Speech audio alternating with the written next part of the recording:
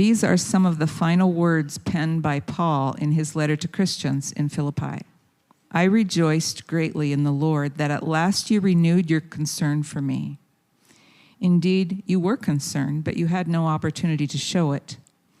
I'm not saying this because I'm in need, for I have learned to be content whatever the circumstances.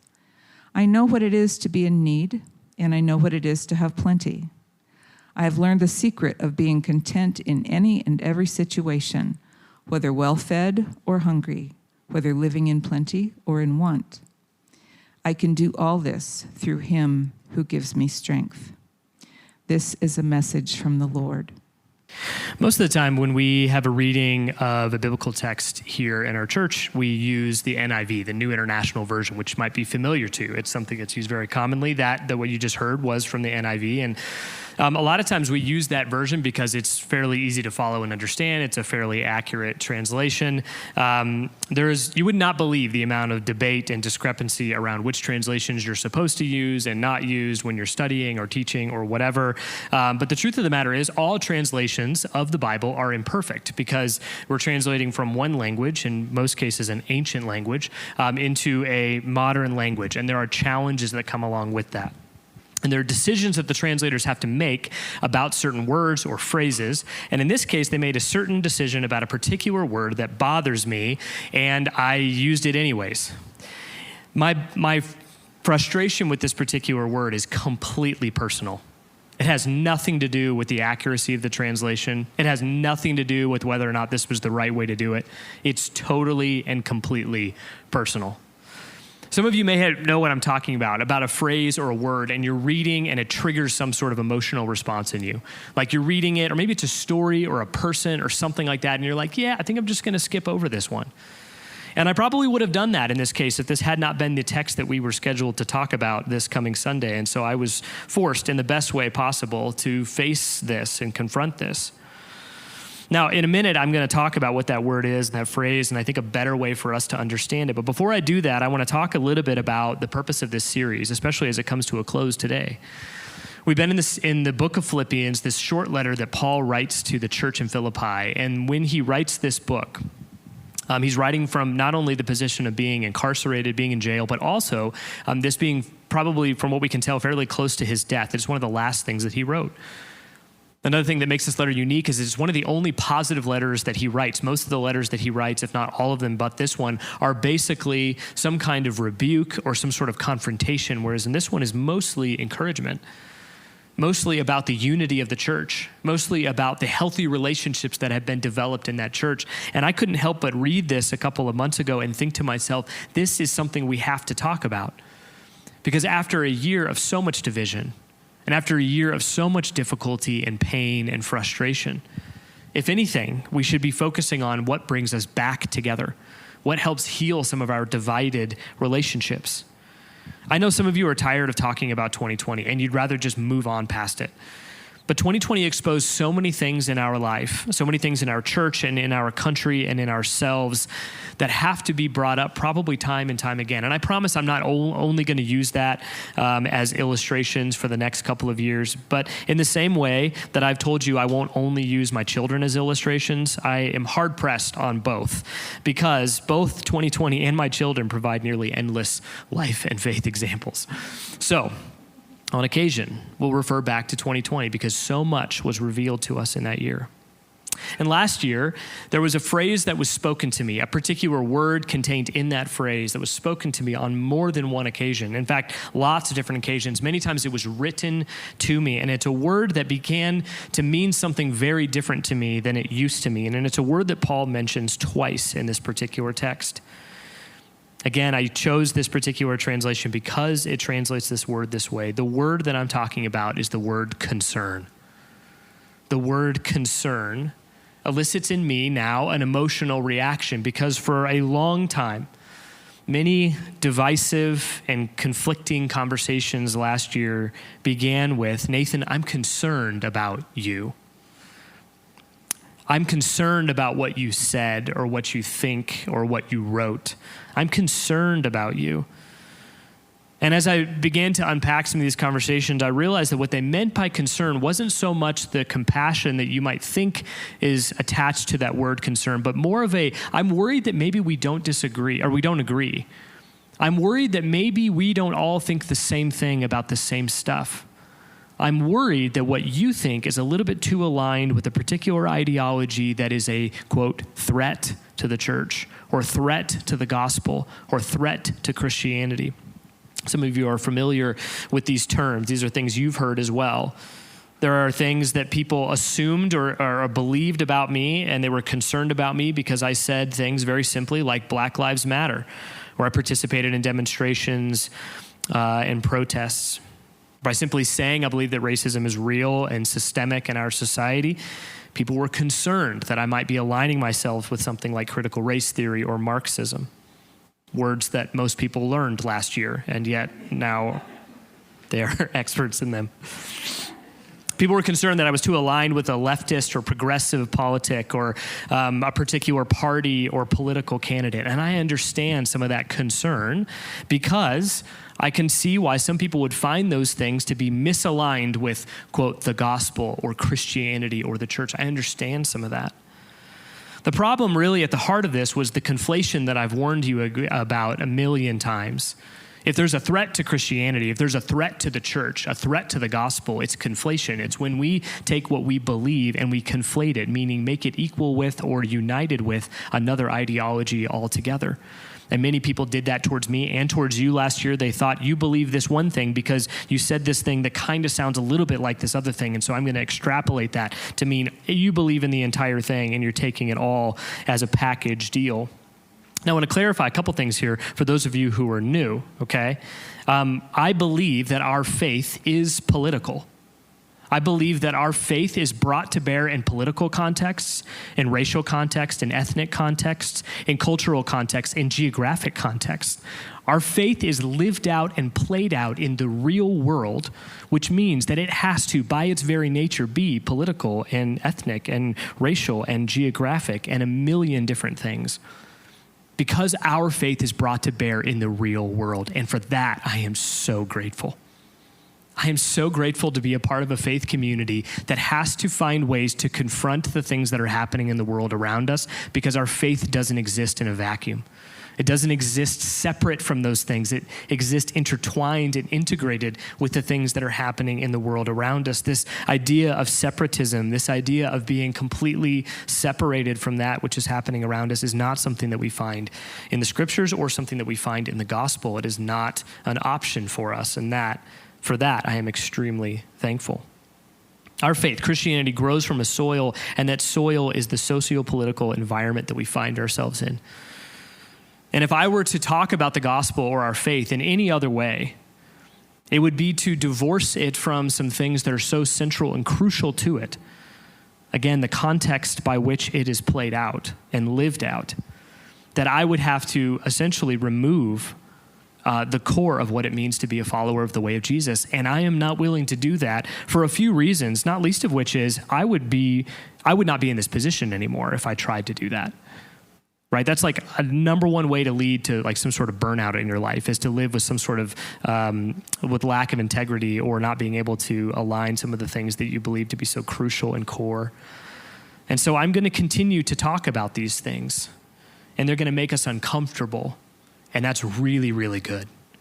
And they're things that I'm going to learn about as we go on the fly. But at the same time, I'm not going to blindly attach my loyalty to some sort of person or ideology or party. My allegiance is to Jesus, and my loyalty is to learning to follow in the path that he's laid out for me in our church. I do not pledge allegiance to a flag or a country or a person or a party or a platform. I pledge allegiance to God, and that allegiance is laid out and played out in the way that I engage things around me, whether it be politics or ethnicity or economics or whatever it is. Those are secondary items to the way that I live out my faith. Over the last 18 months, people have started many conversations with me by saying, Nathan, I'm concerned about you because you said this thing or did this thing. And I began to learn that what they meant was not that they had compassion for me or they cared, but rather I'm worried that we don't see things all the same way. We don't have uniformity in the way that we think. But the way Paul uses concern here is very different. The way that Paul uses concern with just a cursory understanding of the way that word can be used and reused throughout the biblical Greek means something very different. And I was deeply encouraged to read just a little bit more and to find out what he meant by this. What Paul means when he says concern in this text is to understand or to be considered. Concern means, in this particular text, to be understood or to be considered. When Paul says, I am glad, I rejoice that you have renewed your concern for me, what he's saying is, I am so thankful that you have become curious once again about the things that I'm thinking and the way that I'm living. I'm so glad that you've chosen to try to understand me. And that understanding is presumed here to be reciprocal, that he has tried to understand them and they have tried to understand him. And I cannot help but think that this is such a key ingredient to the healthy community and relationships that existed in Philippi, and really the purpose of Paul writing his letter to begin with. The Christians in Philippi had renewed their curiosity, their desire to understand him. Another term for this would be ideological curiosity. How can we be ideologically curious about each other and try to seek to understand each other rather than moving in ways that divide, moving in the ways that separate? When we have a disagreement, or maybe we don't agree on something, like we don't have quite the same way of thinking about a particular thing, I think that situation is sort of moving already in the position or in the direction of division. If left alone and nothing is done about it, we might become more and more divided, even if slowly. But there's an opportunity here. Every time there is some sort of a difference in thinking, there's an opportunity to either divide or to diversify.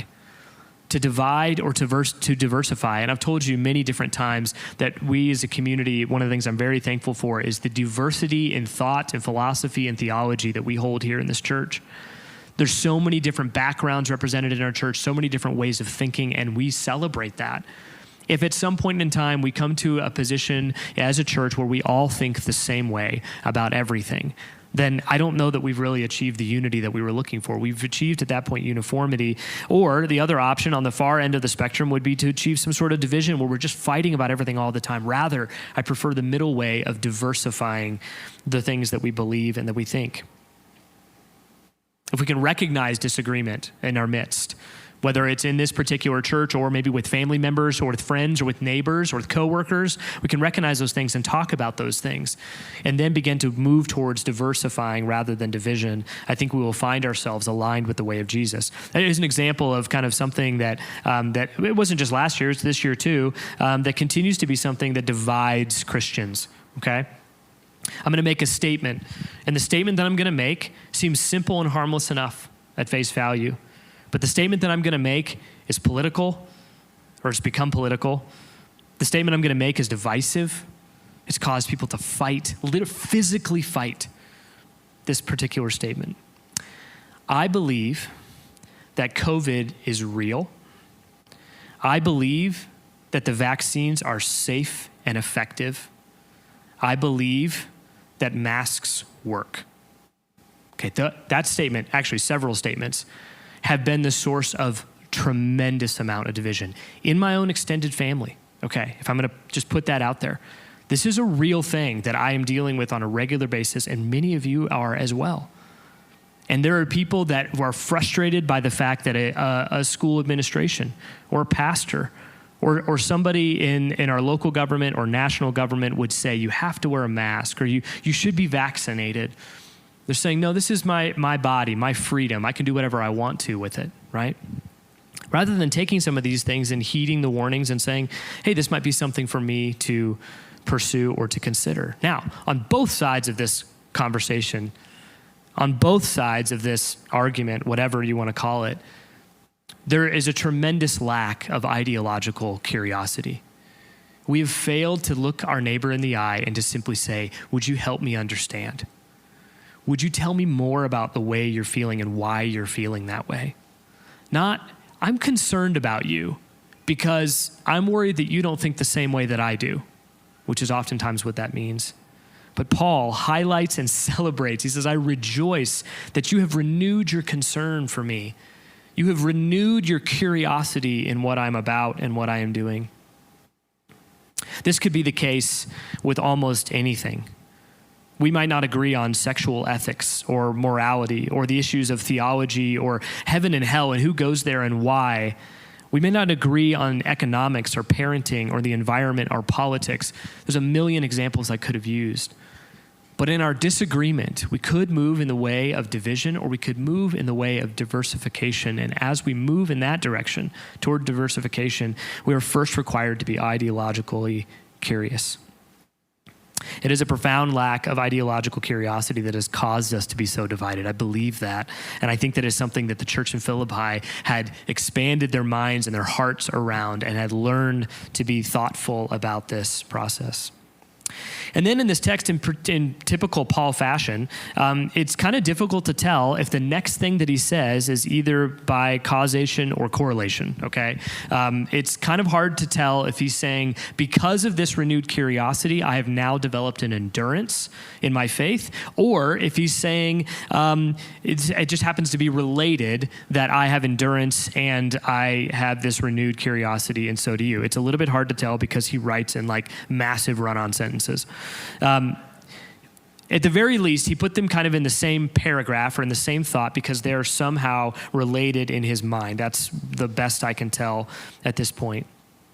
But he moves on to talk about endurance in our faith, and I find that to be such a key and important thing for you and I, as we oftentimes in our faith and in our work and in our families feel tired and we feel frustrated. And we feel like whatever strategy we had employed is not really working very well. We maybe have tried to be curious, or we've tried to be amicable, or we've tried to be friendly and kind, and those have just failed time and time again. And we're ready to throw in the towel in some of these relationships. But if we're to use this book of Philippians to help us understand a healthy relationship, that we have to remember that this endurance that Paul talks about is so key. But the word endurance is not the part that I want to focus on. There's something that he says here in this text that is so key for us. He says that it is something that I've had to learn endurance. Endurance is not something that you wake up one day and choose to participate in. It's something I've had to learn a lot about over the last 5 years. We started this church 5 years ago, and endurance through the difficulties of planting a church, they haven't gone away. Those difficulties are still, in some ways, very present, even 5 years in. But you can ask Canaan to begin. I mean, we just like had a straight up empty room sometimes. Or we tried to get people together for like an event or like a service project or something, and like there was really nobody who was there who wasn't getting a paycheck. And that was me and Canaan at the time. It was hard to drum up interest in this new way of participating in church. It was tricky. It wasn't easy to figure that out. We had to learn endurance, and that was by sticking it out time and time again, even when it became frustrating. It was also about 5 years ago or so that I started participating in these ultra races that I've told you a little bit about. This coming weekend, I'm returning to the race that started it all for me. I'm heading back to Crested Butte, and I'm going to run to Aspen. And that race almost killed me. 5 years ago or whatever, when I did it, I thought I was going to die. Like, it was the worst I have ever felt physically and emotionally in my entire life. It was an existential crisis in the middle of nowhere on a mountain. It was horrible.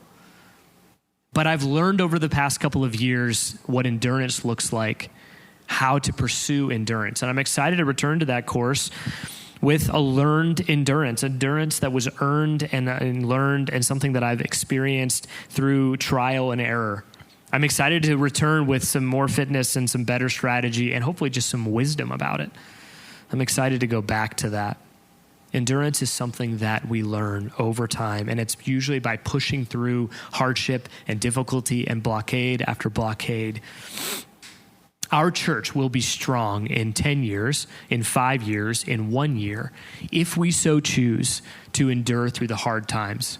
I look back on 2020, I look back on the last 18 months, and I am so incredibly proud of the way that our church navigated a lot of difficult things.